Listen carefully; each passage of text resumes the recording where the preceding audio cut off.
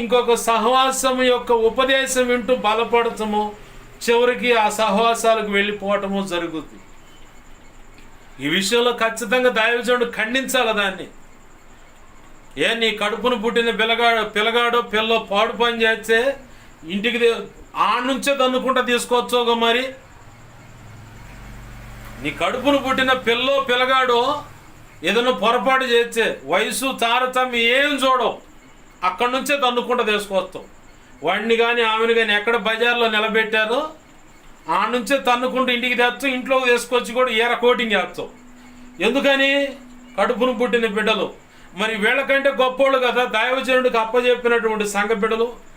వారి విషయంలో పౌలు భక్తుడు అంటాడు, మీ మధ్య సమస్యలు ఉన్నాయి, ప్రభు వాళ్ళను సమీపిస్తున్నారనే మాట ఉందే కానీ మీ మధ్య గొడవలు ఉన్నాయి, ఒకరంటే ఒకరికి పడచలేదు. మీరు ప్రభు యొక్క రాత్రి భోజనానికి మీరు రావటం కూడా నిష్ప్రయోజనం, ఎవరికి ఉపయోగం లేదు, ఇంకా నష్టమే మీకు. కానీ మీరున్న ఈ తత్వాన్ని బట్టి, ఈ పరిస్థితులు, వ్యతిరేక స్థితిని బట్టి ఏంది మరి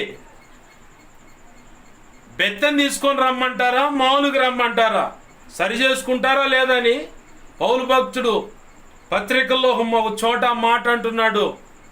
మీరు ప్రభు వలన సమీపిస్తున్నారు కానీ మీ మధ్య విభేదాలు ఉన్నాయి, కక్షలు ఉన్నాయి.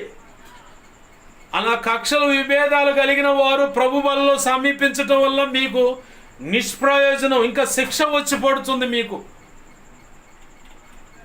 ఈ పరిస్థితులన్నీ ఆ స్థానికంగా సంఘం నడుపుతున్న వ్యక్తులు నాకు ఆ సమాచారం అందించారు.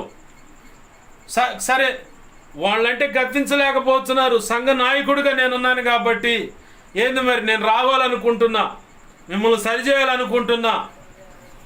నేను వచ్చే లోపల మీ పద్ధతులు మార్చుకొని సమాధానపడి ప్రభు కోరుకున్న పద్ధతుల్లో మీరు ఉంటారా, లేదంటే నన్ను బెత్తం తీసుకొని రమ్మంటారా అన్నాడు భక్తుడు. ఈ రోజులా మాట్లాంటారే ఈ పాస్టర్, ఈడు పాస్టర్ గాడు, ఈడు కాకపోతే ఇంకో పాస్టర్ ఉండు, ఇంకో సంఘం ఉంది, పోదాం పదరా, ఈడేనా అయింది పెద్ద చెప్పేదని వాడు వీడని సంబోధించేటువంటి మేధావులు సంఘంలో విశ్వాసులుగా, పరిచారకులుగా, సంఘ పెద్దలుగా, అసలు మరి కొన్ని చోట్ల చూస్తాడు సంఘ పెద్దలు ఆ పాన్ పరాకు నవిలే వాళ్ళు ఉన్నారు, సిగరెట్లు తాగేవాళ్ళు ఉన్నారు, బీడీలు తాగేవాళ్ళు ఉన్నారు. ఈ దౌర్భాగ్యులకి ఇంకెవరు దొరకలేదేమో, ఈ దరిద్రులే దొరికినట్టున్నారు. తీతు పత్రికలు ఏం రాసింది? సంఘ పెద్ద అనేవాడు అనింద్యుడై ఉండాలి, నింద ఉండకూడదు, ఒక్కతే భార్య కలిగి ఉండాలి, మంచి సాక్ష్యం కలిగినోడు ఉండాలి, మిత భాష ఉండాలి, అంటే తక్కువ మాట్లాడాలి, ఎవరైనా వస్తే వాళ్ళకి సత్క్రియ చేసే విషయంలో ఆతృత కలిగిన వాడై ఉండాలని తీతు పత్రికలో రాయబడింది. సంఘ పెద్ద అనే పని దొడ్డ పని, అంటే చాలా గొప్ప పని. దొడ్డ పని అంటే చాలా గొప్ప పని అని అర్థం. సేవ అయినా సంఘ పెద్ద అయినా ఆ పని అంటే దొడ్డ పని అన్నాడు అక్కడ భక్తుడు. దొడ్డ పని అంటే చాలా గొప్ప పని అని అర్థం.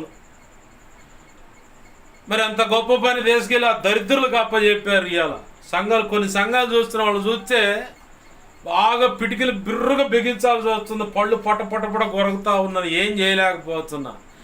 ఇంత దరిద్రం పట్టింది ఏంది ప్రభు సంఘాల్లో అని చెప్పాను.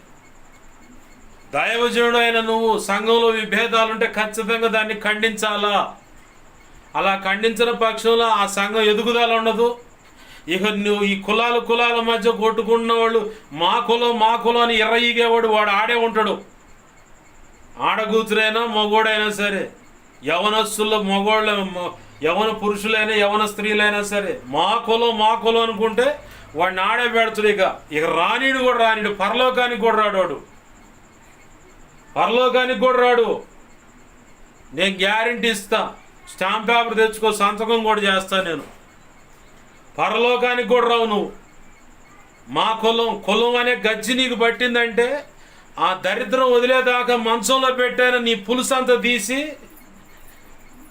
తీసేని సరే లైన్లో పెట్టుకుంటాడు. నిన్ను ఒకవేళ పరలోకానికి తీసుకెళ్ళాలనుకుంటే,